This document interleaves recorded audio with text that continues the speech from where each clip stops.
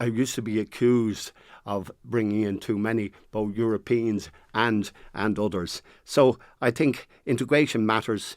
Communities work best when people feel included, supported and connected to Irish society and culture, and I totally subscribe to that. And the balance is important for both new arrivals and the communities that are welcoming them. So I know. So looking back, just to be clear, Kevin, my wording in an informal conversation was not careful or polished. Wasn't, and would have been if I was doing a formal interview or public address.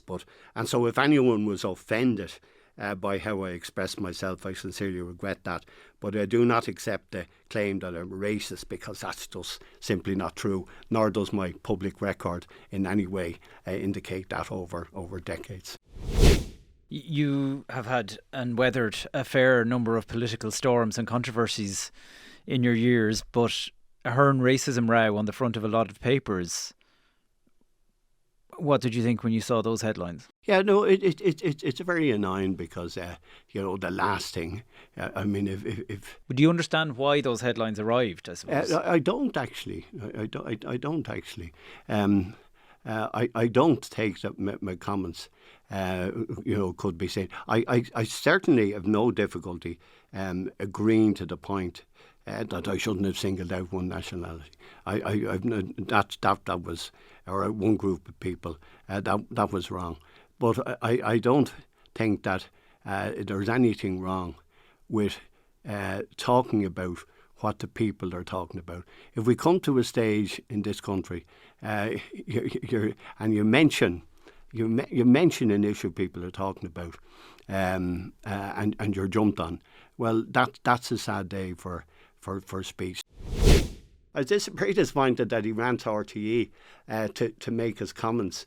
He could have waited till he got home and rang me, because he knows me well enough, and he knows the amount of time and support and effort that I've given to the Muslims. But I think thankfully a lot of the people of the Muslim organisations maybe are more thankful for what I did. Well, let's go back to the substantive point. What are you worried about? No, what I'm worried about is that in both France and in the UK, that there has been, in the second generation, radicalisation of the children of people who came in at the start. And I don't have to remind people of what happened in several instances in France in recent years, and you don't have to go back too far. And all I said was concerned about that. And that was one of the reasons that I put in so much effort into, I think it was Conor Lennon I'd made Minister for Integration, where we were working with them and sitting down with them and continuing to work on that. Now, I hope that work, I'm not dealing with it day with day, I'm 15, 18 years gone. I'm hoping that work is going. But it doesn't change the fact that you keep on hearing this in French TV and in the UK TV. So whose fault is that, Bertie, as you see it? Is that the Muslim community? Is it society?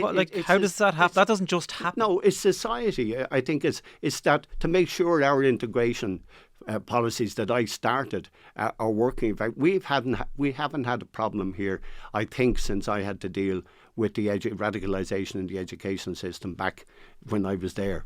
And people are very familiar with that, well recorded at the time.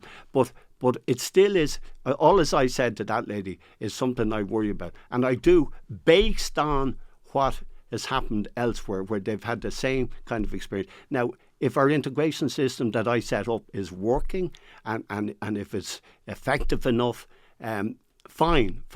I don't know whether it is or not. I hope it is. And if the man wants to come and talk to me, even though I have no influence politically now, I'd be glad to discuss it with him.